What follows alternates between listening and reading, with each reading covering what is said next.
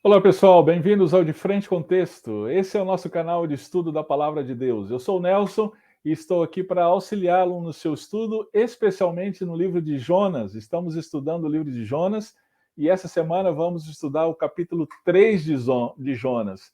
Existe algo muito interessante no Código Penal brasileiro. Consta que se o autor do crime, de um dado crime, o confessar espontaneamente perante uma autoridade, isso pode atenuar a pena. Você sabia disso? Pois é, isso é muito semelhante ao que nós veremos hoje no capítulo 3 de Jonas. A sentença foi dada. Nínive era culpada e o Senhor enviou Jonas para avisá-la que em 40 dias seria totalmente destruída. Mas algo inusitado e surpreendente aconteceu. Algo sem precedentes na história humana.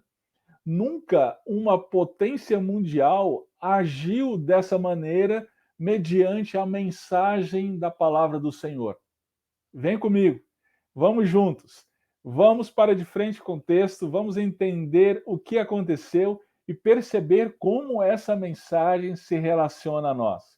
Antes de irmos para o texto, uma vez que essas mensagens têm sido úteis para você, deixa seu like, compartilha com mais uma pessoa.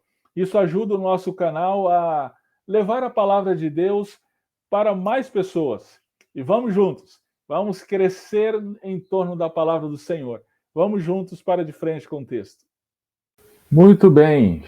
O texto, então, Jonas 3. Abra aí a sua Bíblia, está aqui na tela também. Vamos ler. A versão que eu estou usando é a Almeida Corrigida Fiel. E diz assim: E veio a palavra do Senhor segunda vez a Jonas, dizendo: Levanta-te e vai à grande cidade de Nínive, e prega contra ela a mensagem que eu te digo. E levantou-se Jonas e foi a Nínive, segundo a palavra do Senhor. Ora, Nínive era uma cidade muito grande, de 3 dias de caminho. E começou Jonas a entrar pela cidade caminho de um dia, e pregava, dizendo: Ainda 40 dias e Nínive será subvertida. E os homens de Nínive creram em Deus, e proclamaram um jejum, e vestiram-se de saco, desde o maior até o menor. Essa palavra chegou também ao rei de Nínive, e ele levantou-se do seu trono, e tirou de si as suas vestes, e cobriu-se de saco, e sentou-se sobre a cinza. E fez uma proclamação que se divulgou em Nínive pelo decreto do rei e dos seus grandes, dizendo: Nem homens, nem animais, nem bois, nem ovelhas provem coisa alguma, nem se lhes dê alimentos, nem bebam água. Mas os homens e os animais sejam cobertos de sacos e clamem fortemente a Deus, e convertam-se cada um do seu mau caminho e da violência que há nas suas mãos. Quem sabe se voltará a Deus e se arrependerá e se apartará do furor da sua ira, e de sorte que não pereçamos? E Deus viu as obras deles, como se converteram do seu mau caminho, e Deus se arrependeu do mal que tinha anunciado lhes faria, e não o fez. Amém. Muito bem, gente. Nós já vimos em Jonas 1 que o Senhor soberano julga os rebeldes, mas age com misericórdia para com aqueles que se arrependem. Vimos também no estudo da semana passada, em Jonas 2, que o Senhor salva aqueles que clamam a Ele. Agora nós vamos ver a mensagem de Jonas 3. E a mensagem é essa aqui, ó. O Senhor se alegra em demonstrar misericórdia àqueles que ouvem a sua palavra, creem e se arrependem. Nós vamos entender essa mensagem agora e vamos ver a estrutura do texto que compreende essa mensagem. Olha só, verso 1 até o verso 4 vai falar então do novo chamado de Jonas e a atitude diferente que ele teve, né? A atitude agora foi de obediência. Verso 5 até o verso 9, o arrependimento do povo de Nínive, e o verso 10, a misericórdia de Deus, ok? Então vamos lá, vamos começar aqui pela primeira parte, o verso 1 até o verso 4. Aqui nós vamos ver que o Senhor manifesta sua misericórdia aos seus servos, e o chama para proclamar a sua palavra. Vamos entender aqui. Olha só, vamos observar aqui no verso 1, logo de imediato. Veio a palavra do Senhor segunda vez. É interessante isso, você não acha? O Senhor manifesta aqui a Jonas a sua misericórdia mais uma vez. Porque o Senhor manifestou misericórdia a Jonas ao salvá-lo do afogamento. Você está lembrado que nós vimos isso lá no capítulo 1 de Jonas. E Deus também manifestou misericórdia a Jonas ao salvá-lo do grande peixe. Isso no capítulo 2. Agora, mais uma manifestação de misericórdia de Deus a Jonas, quando o chama pela segunda vez. Então, Jonas foi vomitado pelo peixe e, uma vez em terra, ele ouviu mais uma vez o chamado do Senhor. E outrora ele havia sido incapaz de atender ao chamado do Senhor. Isso porque o seu coração rebelde, portanto inapto a obedecer, o impediu de atender o chamado do Senhor. Ele havia sido reprovado por conta da sua indisposição em obedecer o chamado do nosso Deus. Sua atitude o levou a perder a comunhão com Deus, como nós vimos, né? Colocar em perigo a vida de outras pessoas, os marinheiros, e, por fim, terminar nas profundezas do mar. Mas era o fim? Estava tudo acabado para Jonas? Ainda não. O Senhor mostrou a Jonas a sua misericórdia. E mesmo diante do improvável, Jonas esteve novamente em terra e escutando mais uma vez a voz do Senhor. Gente, isso nos diz que o Deus de misericórdia se alegra em nos conceder um novo começo. Deus se alegra em nos levar de volta para o caminho onde nos perdemos. E ele se alegra em dizer: vamos lá, vamos começar novamente. É possível que sua família esteja destruída. Talvez seu relacionamento com seu cônjuge esteja arruinado. Talvez os teus filhos já não te tomam como referência em função dos seus sucessivos erros. Ainda assim, a história de Jonas nos traz alento. Nos traz alento porque nos mostra a misericórdia do Senhor. Para aqueles que recebem a misericórdia do Senhor, é possível recomeçar. Muito bem, outra coisa que a gente pode observar aqui é que os servos do Senhor recebem a misericórdia do Senhor e são chamados a proclamar a sua palavra. Palavra essa que confronta o pecado. Vamos ver aqui no verso 2, olha só. Levanta-te, vai à grande cidade de Nínive e prega contra ela a mensagem que eu te digo. Vamos lembrar no capítulo 2, verso 2, a ocasião em que o Senhor chamou pela primeira vez Jonas. No verso 2 diz: levanta-te, vai à grande cidade de Nínive e clama contra ela, porque a sua malícia subiu até a minha presença. Perceba que a mensagem, gente, continua a mesma. Tudo que Jonas passou, o navio, o naufrágio, o tempo no ventre do peixe, nada disso fez com que a mensagem do Senhor fosse mudada, nem mesmo flexibilizada. Muito bem, ele deveria ir à grande cidade de Nínive. No verso 3, diz: Nínive era uma cidade muito grande, de 3 dias de caminho. O capítulo 4 diz que Nínive tinha 120 mil habitantes. E, de acordo com pesquisas, a cidade tinha 10 a 12 quilômetros de circunferência.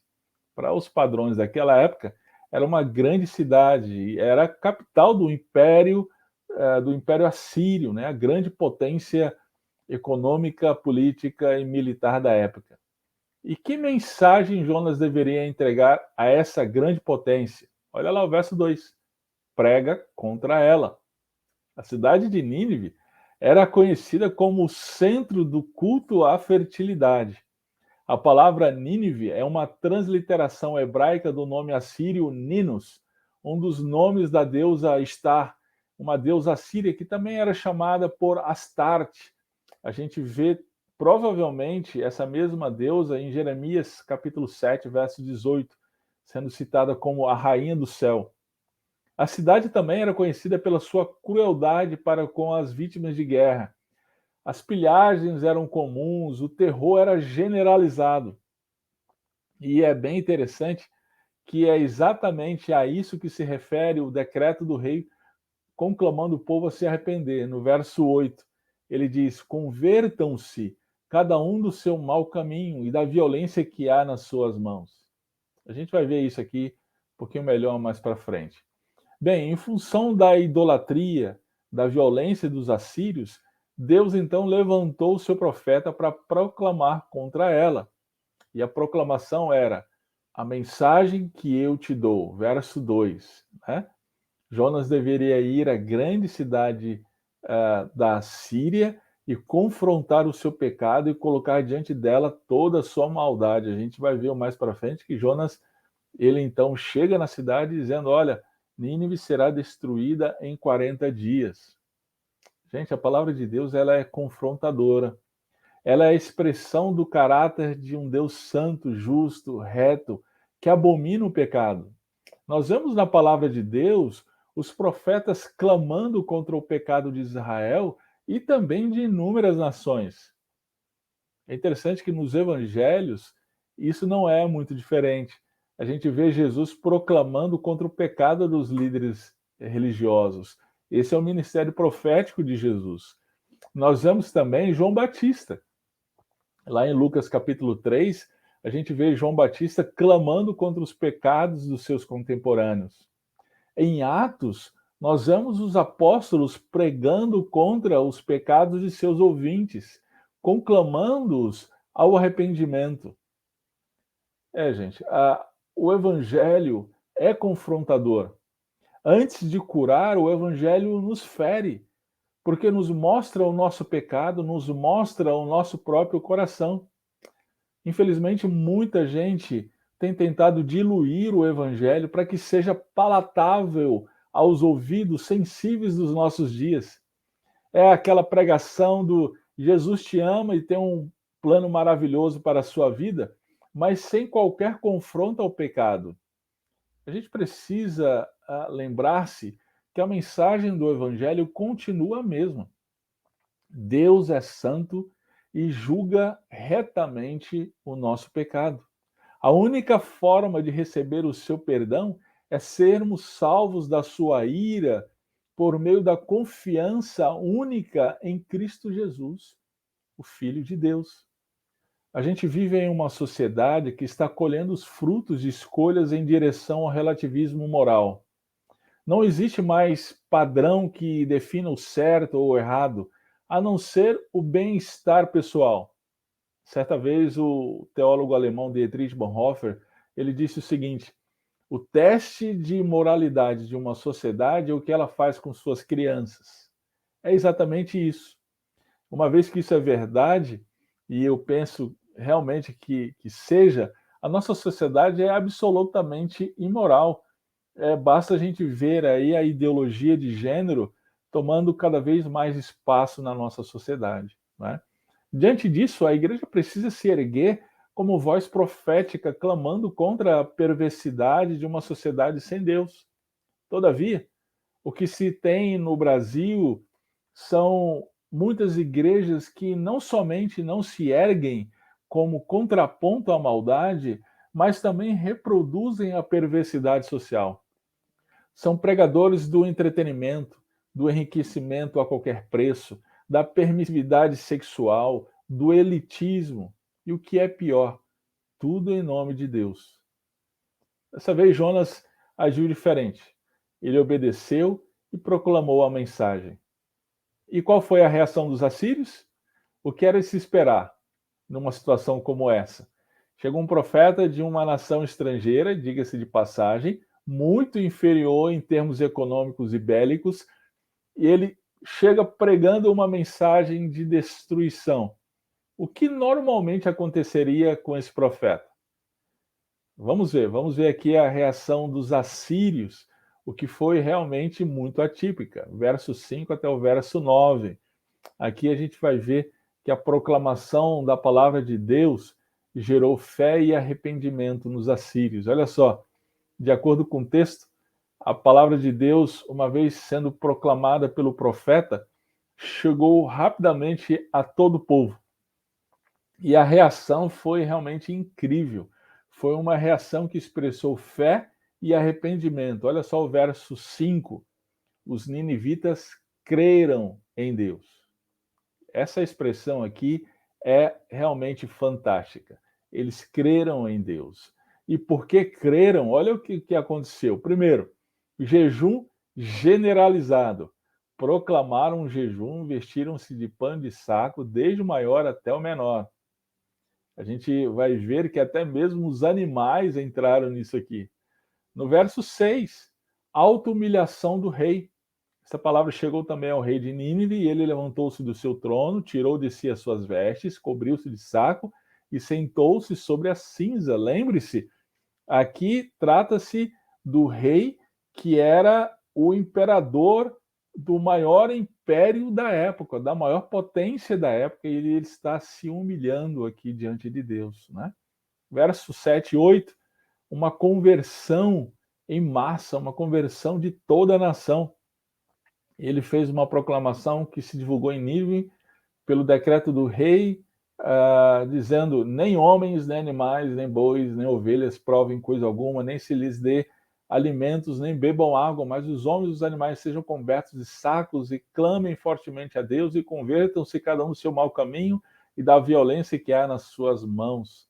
Né? Então, aqui uma conversão aqui generalizada de toda a nação. Veja que o decreto diz que cada um deveria converter-se do seu mau caminho, da violência que há nas suas mãos. Conforme a gente viu anteriormente, né?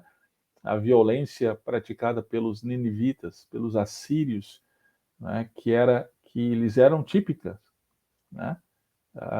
Então eles se convertem disso. Verso 9. Humilde esperança na misericórdia do Senhor. Na proclamação do rei, eles não reivindicavam nada. Isso é bem interessante, né? Eles apenas esperavam humildemente pelo Senhor. Essa reação foi experimentada pelo povo de Israel em várias ocasiões. Quando Neemias leu a lei do Senhor, por exemplo, se ajuntaram os filhos de Israel com jejum, pano de saco e traziam terra sobre si. A gente vê isso em Neemias 9.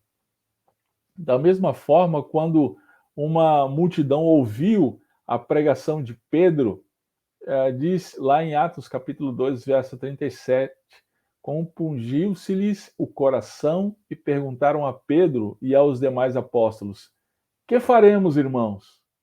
Né? Então, era também os ouvintes de Pedro se arrependendo em fé. No século XVIII, a gente vê isso com Jonathan Edwards, né? O célebre pregador, ele, na ocasião em que pregou o famoso sermão Pecadores nas mãos dos Deus irado, diz então a história que enquanto Edwards pregava, ele pregava a ira de Deus contra então o pecado e pedia e conclamava os ouvintes ao arrependimento. Conta então a história que houve pessoas que choravam, clamavam por perdão, né? Outros se agarravam nas colunas da igreja, como se estivessem sendo engolidas pelo inferno, né? Por várias ocasiões, Jonathan Edwards teve que esperar as pessoas se acalmarem para poder continuar e assim terminar o sermão. Queridos, em Romanos capítulo 10, verso 14, o apóstolo Paulo diz o seguinte: como, porém, invocarão aquele em quem não creram? E como crerão naquele de quem nada ouviram? E como ouvirão se não há quem pregue? Bem, a reação em fé, em arrependimento, é a reação que Deus espera, que Deus deseja para os ouvintes da palavra. Uma vez que a palavra é pregada com fidelidade, não é? Então, a reação desejada por Deus para os ouvintes é fé e arrependimento. Até mesmo uma nação ímpia, idólatra e violenta ouviu a palavra do Senhor, creu e se arrependeu. Esse era o desejo de Deus para o povo de Israel que estava lendo a mensagem de Jonas. Infelizmente, Israel não ouviu, estava com o coração endurecido. A proclamação da palavra de Deus, ela deve gerar fé e arrependimento, mas Israel se endureceu diante da palavra do Senhor. Gente, arrependimento e fé são os dois lados da mesma moeda. Arrependimento sem fé é mero remorso. Fé sem arrependimento é religiosidade vazia. As igrejas hoje estão esbarrotadas de gente sem fé e arrependimento. Talvez seja porque há tempos a maior parte dos púlpitos no Brasil não prega mais o verdadeiro evangelho. E aí nós temos mega igrejas cujos fiéis não experimentam mudança de vida. São evangélicos, professam Jesus, mas não compreendem o verdadeiro evangelho e por isso não são transformados por ele. Agora vamos para o verso 10. Vamos ver aqui, olha só. E Deus viu as obras deles, como se converteram do seu mau caminho, e Deus se arrependeu do mal que tinha anunciado lhes faria, e não o fez. Aqui, nesse pequeno verso, a gente vai ver que o Senhor se alegra em demonstrar misericórdia àqueles que se voltam a Ele. Esse último verso traz um certo desconforto. Aí a gente se pergunta, né? Deus se arrepende? Bem, em Números, capítulo 23, verso 19, a gente vê o seguinte: Deus não é homem para que minta, nem filho do homem para que se arrependa. Bom, a partir disso a gente vê que, com certeza, Deus não se arrepende. Então, por que o texto aqui está dizendo que ele se arrependeu? Vamos entender aqui um pouquinho isso aqui. A palavra arrependimento aqui em Jonas, quando usada para Deus, não tem o mesmo sentido que usamos para nós. Para nós, ela indica mudança de atitude em decorrência de tristeza pelo pecado. Em Deus não existe pecado. Portanto, esse sentido não se aplica a ele. O que significa é que Deus, em sua soberania, ele decide manifestar misericórdia ao invés de juízo.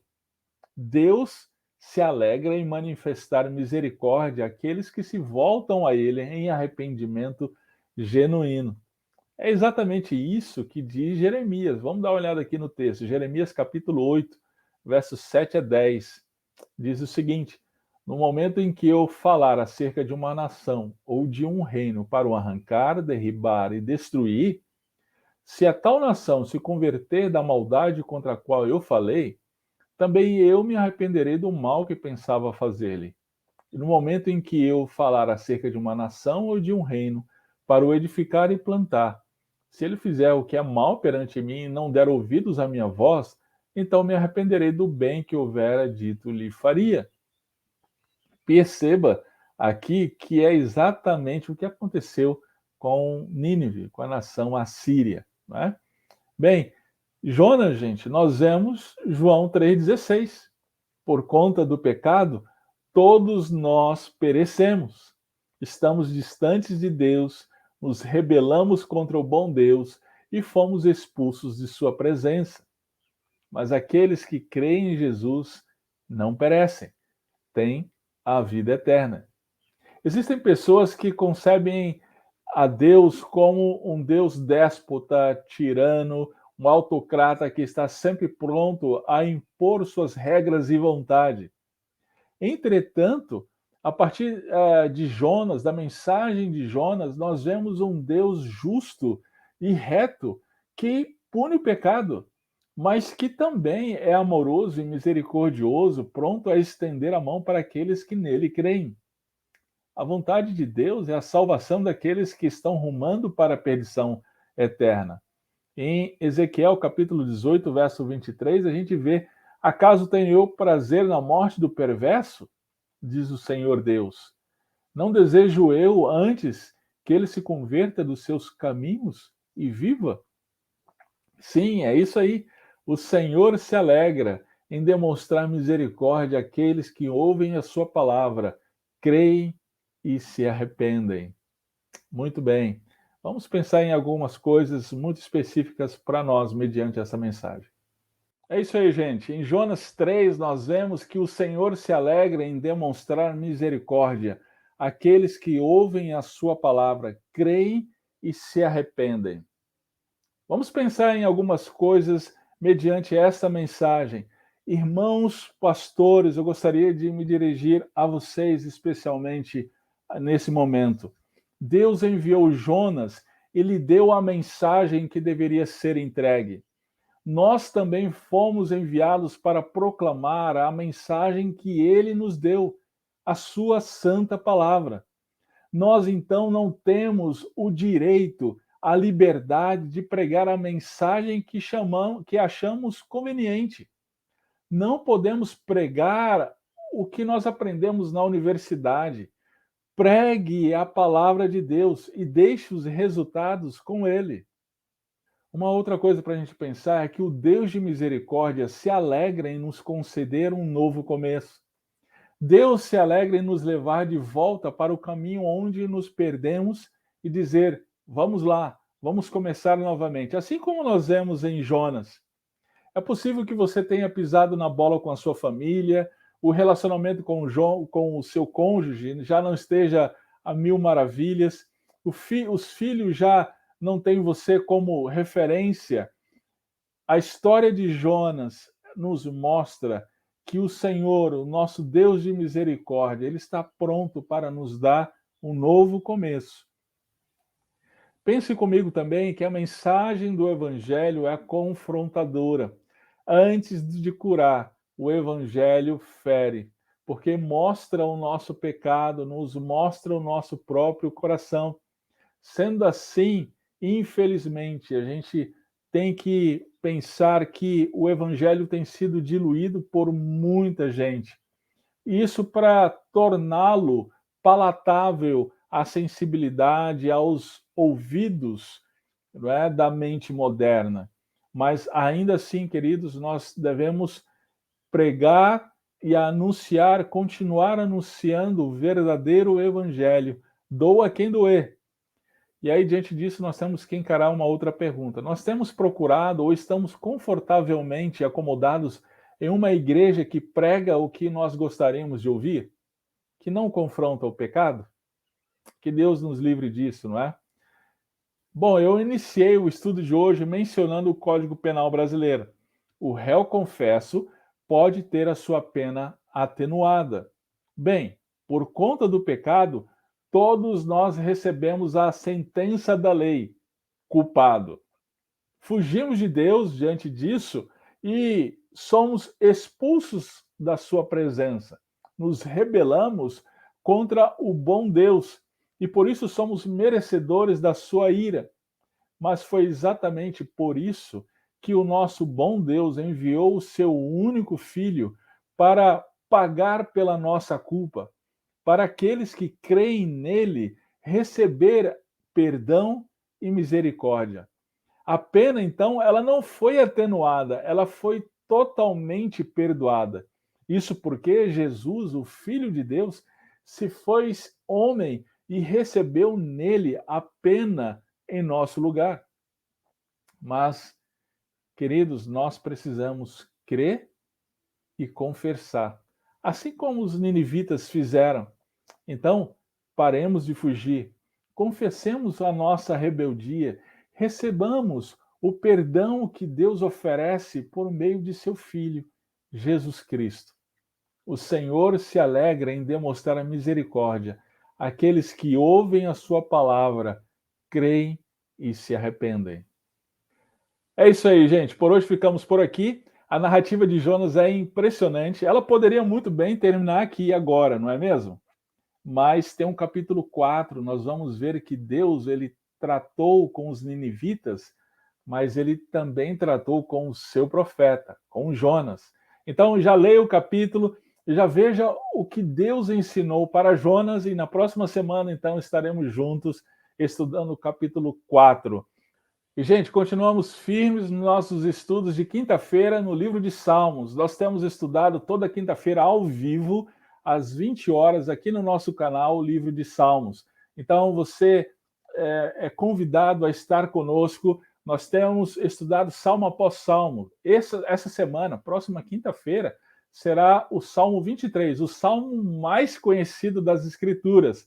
Mas não se engane, essa pode ser uma armadilha. A gente acha que conhece muito aquele determinado texto e por isso não o estuda mais. Mas lembre-se, é a palavra de Deus. E sendo a palavra de Deus, ela sempre fala conosco. Então, reserva aí o horário, junta a sua família, junta os amigos e vamos juntos, quinta-feira, às 20 horas, vamos estar debruçados sobre a palavra do Senhor, Salmo 23. Bem, uma vez que essas mensagens têm sido úteis para você, lembre-se de deixar seu like, compartilhar com mais uma pessoa. Isso ajuda a fomentar o nosso canal e levar a palavra de Deus a quem o Senhor quer, não é? Então vamos juntos, vamos crescer, vamos continuar crescendo no conhecimento do Senhor por meio da sua palavra. Vamos continuar de frente com o texto.